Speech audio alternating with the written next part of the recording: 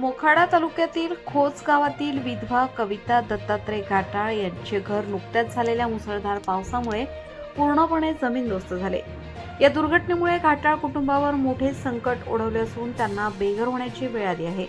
या घटनेची माहिती मिळताच माजी जिल्हा परिषद अध्यक्ष प्रकाश निकम तसेच भारतीय जनता पक्षाचे जिल्हा उपाध्यक्ष माननीय संतोष चोथे यांनी तात्काळ घटनास्थळी भेट देऊन घाटाळ कुटुंबाची विचारपूस केली।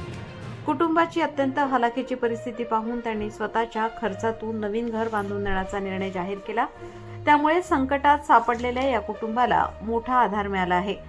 या उपक्रमासाठी राज्याचे मंत्री रवींद्र चव्हाण, गणेशराव नाईक, भाजपा नेते भरतभाई राजपूत, खासदार हेमंत सवरा तसेच आमदार हरिश्चंद्र भोये यांच्या मार्गदर्शन व सूचनेनुसार घर उभारणीची प्रक्रिया हाती घेण्यात आली असल्याची माहिती यावेळी देण्यात आली।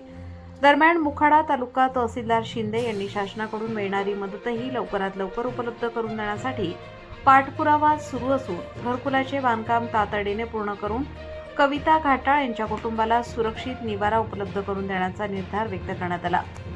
संकटाच्या काळात गरजू कुटुंबाच्या पाठीशी उभे राहत सामाजिक बांधिलकी जपणाऱ्या या उपक्रमाचे परिसरातील नागरिकांनी स्वागत केले असून मानवतेचा आदर्श जपणाऱ्या या निर्णयाचे सर्व स्तरातून कौतुक होत आहे। प्रतिनिधी रघुनाथ गांगुर्डे, पालघर जिल्हा।